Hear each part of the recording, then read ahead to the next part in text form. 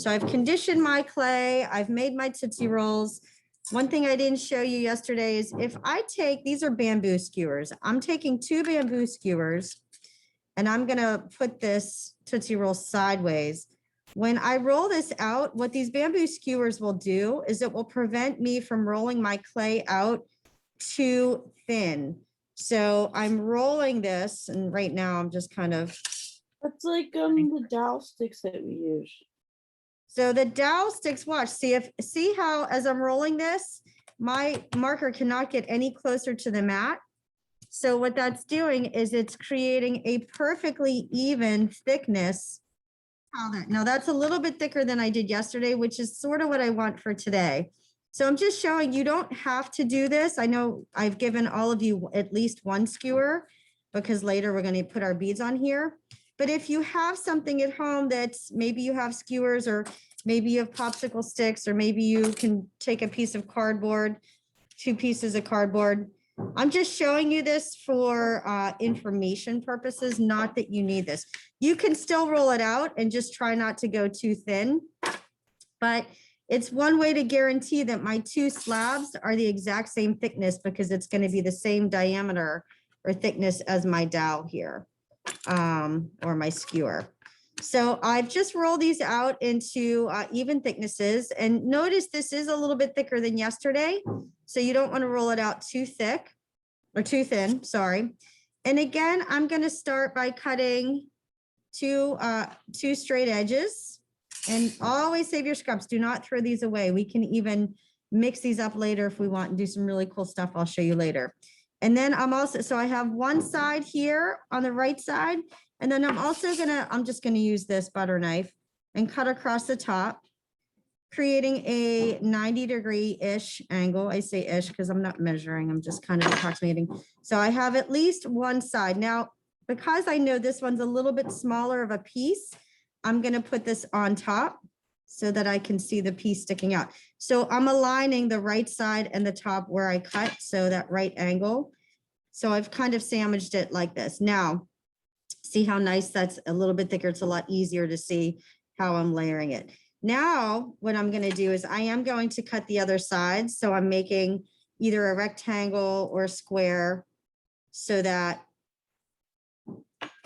everything is somewhat even. I don't like, again, I'm going to save these scraps for later. We'll do something with that later, but I'm going to stop there for a moment. Just resume recording. Sorry, guys. Okay, so I was debating on rolling it again to make this thinner, but I don't want these to get too thin. I like that they're thicker. So instead, what I'm gonna do is I have my rectangle or square, whatever you wanna do. I'm gonna cut it as in half as I possibly can. Trying to do this so you can see on the camera, approximately in half. And then I'm gonna stack it again, straight edge to straight edge. So it alternates, in this case, brown, green, brown, green. And I'm just trying to kind of smush it together gently so it's aligned. Okay, so the next step, you see where I'm at. I'm going to cut this in half again, the other direction. It's like I'm making a layered cake now. I've moved on from my, and I'm just going to lay this on top. So again, from the top view, you can see my layers. And what I'm going to do, actually, I am going to cut along the edges so that they're nice and even. And if you're using, I realize now, if you're using a butter knife, ooh, look how cool that looks. I'm digging that. That looks so smooth. So I have my multiple layered cake, if you will. And this is where the fun begins.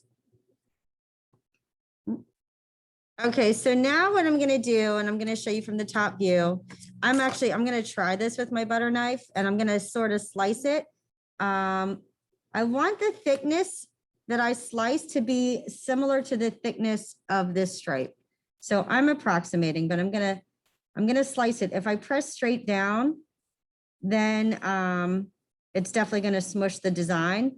So think of it as you're slicing a tomato with a dull knife. You don't, if you've ever sliced a tomato with a dull knife, you end up just smashing it instead of cutting it.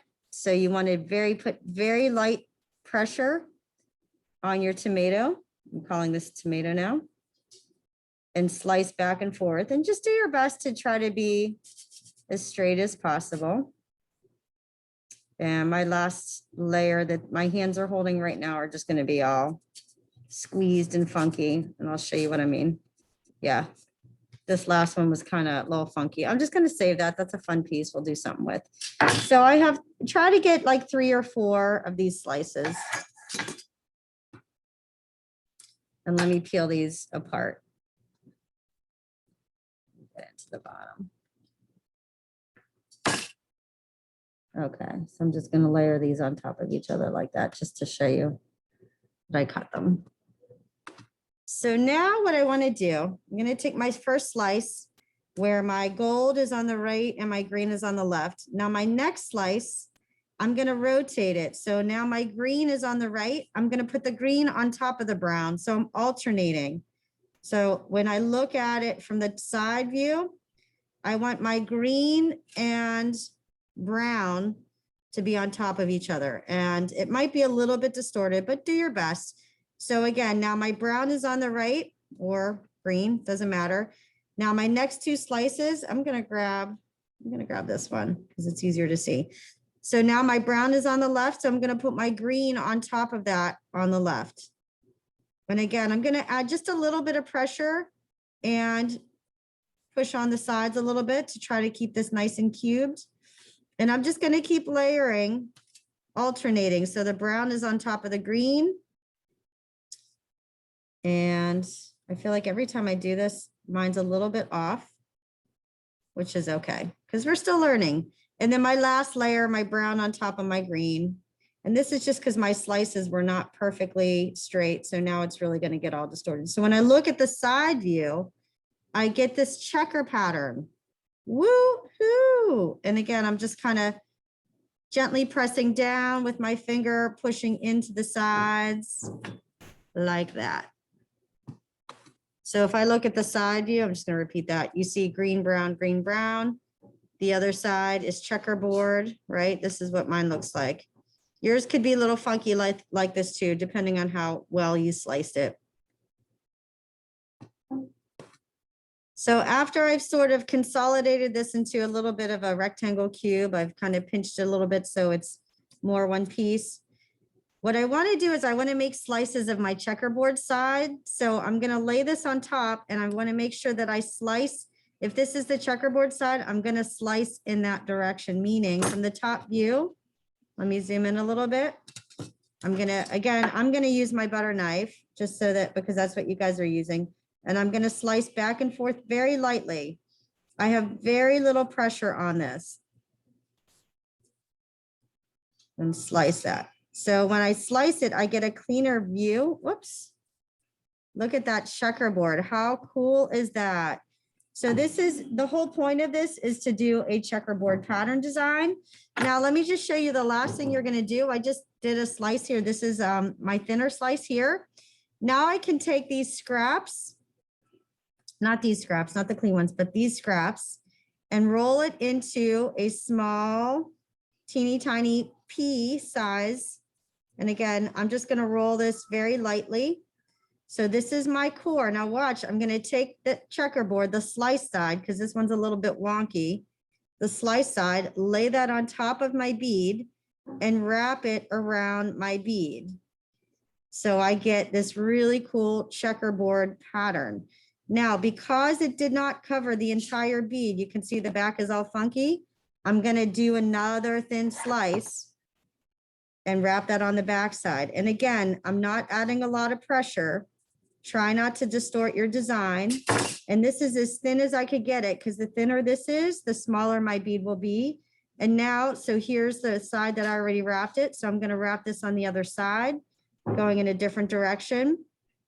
So the techniques I'm teaching you with the Tootsie Roll into a jelly roll, into a bullseye, into this checkerboard is a way to create repeating pattern beads. So I'm going to roll this as gently as I can. And these aren't really beads yet, because we haven't done the hole. We'll do the holes tomorrow. I'm not worried about that. But now I have this really cool bead. Now, the big challenge is, what if I want these to be earrings? So I want 2 of these. I want them to be the exact same size. I'm going to take my other scrap let's put this one down. That one's done. And do the core again. You want to just try to be careful to make sure your core and your slices are the same amounts of clay. So this is, again, a nice small pea size. I'm going to slice this as thin as I can. So I'm trying to create a second bead that's very similar, if not identical, to my first bead or sphere, whatever you want to call it. So I'm wrapping this on there. So cool, right? I love this. Polymer clay is so much fun. All right. Yeah. Well, it's more forgiving. It doesn't dry. You don't have to worry about it drying out or being too wet or having to recycle it. Okay, so again, this is my front side. My back side needs covered. It's like covering all your mistakes. Let me just patch that right on there. And I'm not adding a lot of pressure. I'm not pinching it like earlier when I was trying to condition the clay. Everything is very light touch. And notice I'm doing this from the side view so you can see I'm just gently rolling this all around my palm to get a nice round sphere and try to get rid of these seams. So the more I roll it, the more those seams disappear. So you can see my spheres are pretty close in size. This one's a little bit bigger, but it's so close. You know, if I wanted to, I could add a little bit more clay, but I'm just going to leave it and call it